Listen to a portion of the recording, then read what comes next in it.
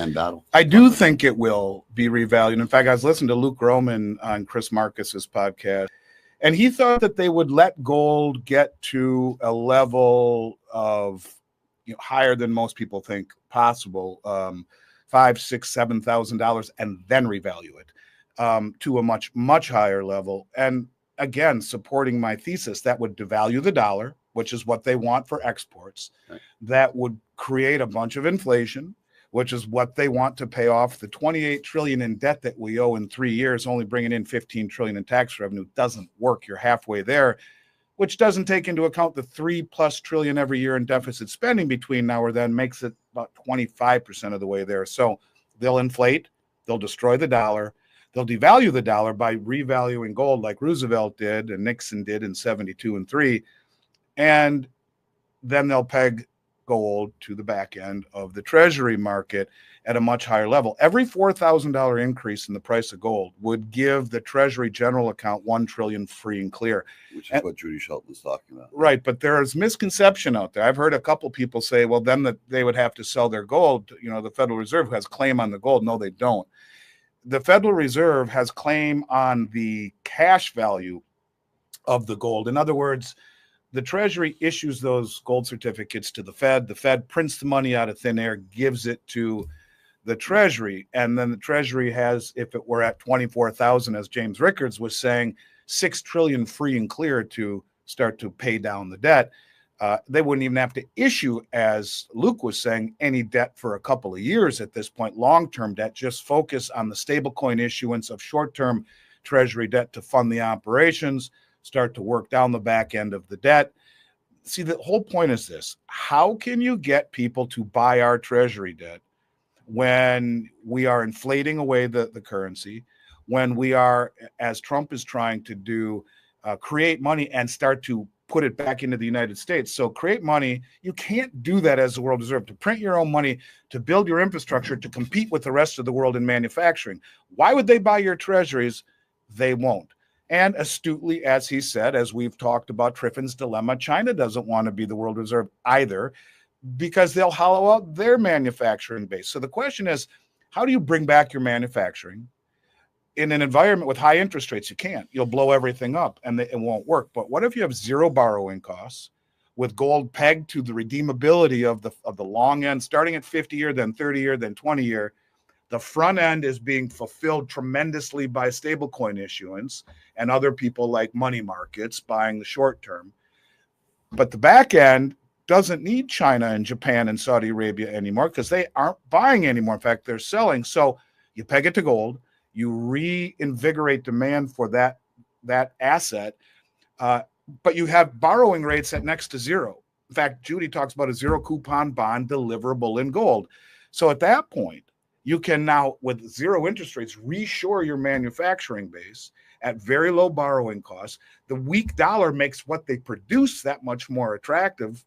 And then you end up having a chance for your children and your grandchildren growing our way out of this problem. The only way you stifle inflation without, in this case, blowing everything up by raising rates, and you can't raise rates too high or the whole system blows up. Stocks, bonds, real estate, the banks, the insurance companies. So instead, you peg it to gold.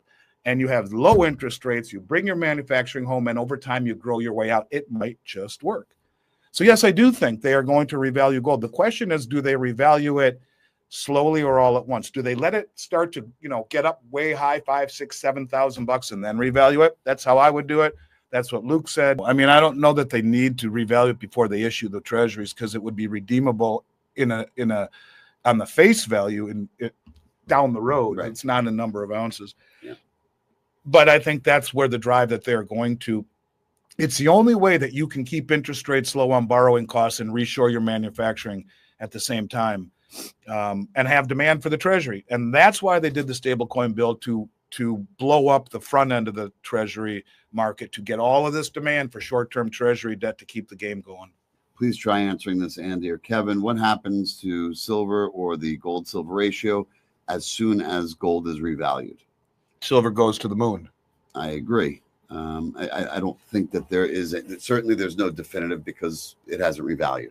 But I think that silver will absolutely mimic and mirror that revaluation And we've always said gold moves, and as gold takes its breath, silver actually moves much greater and much faster, which is what I think we're seeing now. Gold's taking its break, and I think now is where we start to see silver will make that hop over 40 and beyond, and that's where we're going to start to see technically silver looks like gold did a year ago, right, or so before it took off. There's a 90% correlation throughout all of history in their movements. They don't move in perfect symmetry, but they follow each other like a rubber band. Like if you've ever gone water skiing, and when the boat turns and you kind of get that slack, and then you zoom, you go around the corner really, really hard. That's what silver slingshot looks like, and I would agree. I will tell you out there also, don't overlook the ratio and the correlation between silver and copper too, because as we've seen, copper has made a massive move. It just fell back right under 6 again. It's right there. But silver and copper do make a very, very good, because of the industrial.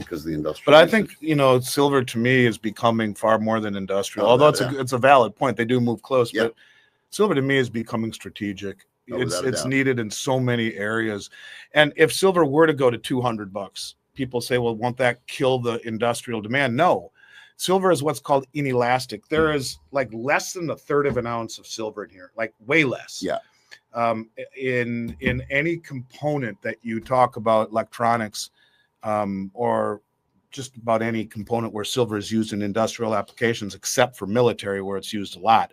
And photovoltaics. Yeah, photovoltaics. But, there's Bix was yelling about this new solar panel that uses less silver, but they said it won't be really manufactured in any quantity until 2040 or 2045. It's way far off. But even still, it's used in such small amounts that, it is a very small increase in cost to the ultimate. If it's $1,000 cell phone and the price is, if it's a third of an ounce of silver, silver is $200, you're still talking about $60. Yeah, so it doesn't matter, right? So I mean, it does and it doesn't, but no, silver, because it's been held down for so long, I think when it finally goes, it will really, really, really go. Which is what on the heels of that, Mimi. What would be the recommended ratio to invest gold and silver for the price appreciation over the next 5 years? 80-20, 60-40, and what about platinum? 70-30, 60-40, 80-20, they're all legit. I think you're acknowledging gold's role, and you should. You can be the all-in speculator and say it's a hell of an opportunity, or you can hedge your bet a little bit. I'm okay with any of those numbers. There's no right or wrong answer. And how do you put platinum into it? How do you throw platinum? Right now, platinum is behaving wickedly. I mean, if you look at the short positions on COMEX, the largest concentrated short position of any commodity ever traded is silver. Number 2 is platinum. So the banks have been holding platinum down. The supply of platinum predominantly comes from Russia and South Africa. You got BRICS members there. It's broken out. It's up 50%. It's disappearing on the exchange. There's 30% lease rates. Buy some platinum. The U.S. Mint sadly hasn't made any eagles in 3 years. They're not making any this year. I don't think they're making any next year. So we still have some if you want them in there. They're stupid though. And they are. Well, we actually had a great special on them. What? What was that? I don't know. That was like one of your things. Yeah. We had a special on them last week. I think we sold quite a number of them. But yeah, I mean, the Platinum Eagle premiums, they are high. Remember how long I told you to buy Platinum Eagles? Yeah. Well, we were talking about it, but I did buy them. I know, but before that, after you had bought all your gold, the 1 ounce, a half, quarter, tenth, and then the silver and the buffaloes, I said buy some Platinum Eagles. The buffaloes. Then I did the tenths, quarters, the halves, and I went back to. That's when you went back. When instead of going back, I said buy platinum. I did. That when you told me I bought 10 Platinum Eagles. Well, the premium on Platinum Eagles industry wide is north of $200. Yeah, you want to answer this while I find the one that was really important? Silver in a multi-year deficit. Why is it still available to retail? Because at the higher level, the demand first of all, the demand for silver has outstripped the supply for several years now, going on 5 years. I think somewhere in the neighborhood of 700 or 800 million ounce deficit. The retail demand has been in a slumber. It's why you're seeing an 8-week delivery delay on silver bars in London. It's why you're seeing the lowest float that they've ever had. 155 million ounces, the lowest they've ever had in the history of the exchange since they started keeping records. It will ultimately spill into this market. And I would say that far more often and be far more emphatic about it if people weren't so cynical. Sure, Andy, for that reason right there, sure, it's in a deficit. I mean, I'm not the one who publishes the supply-demand numbers, but I will tell you they're probably a whole hell of a lot worse than we're being told because of the military-industrial complex's role in accumulation, which isn't on those numbers. It used to be, but not anymore. It's just that the thing that most people have a hard time understanding is that, yes, you see it, $3 billion with a B, and I'm just throwing out a number. There'd be nothing left in North America for weeks on end. So, on the retail side of things, it's not a lot of money. It's just an environment where there has been virtually no demand. Again, business is very good, but the retail public, the mainstream public, has no idea. None. And so we haven't seen an expansion into the mainstream since we saw an expansion during Silicon and Signature Bank, which added more awareness. So it's still better than it was throughout the last decade. It's still very strong, but the public has no idea. Look, you get a couple of, let's just say you got a couple of very, very wealthy pro sports owners or a guy like Warren Buffett or a guy like Bill Gates. He could drain everything, gone. Instantly. And not even be able to purchase what he wanted to. No. I mean, and so it appeared, it's misleading. I'll put it to you that way. There's 5 major mints in the world: US, Canada, Austria, Australia, South Africa, 6 in the United Kingdom. And when they run out of product, that's it. It's game over. And the reason in a rising market, if the public started to freak out, things get crazy. They say there's no bull market like a metals bull market, is that the higher the price goes in that environment, only reinforces people's concern and fear. They don't sell. The secondary market dies. This is an anomaly.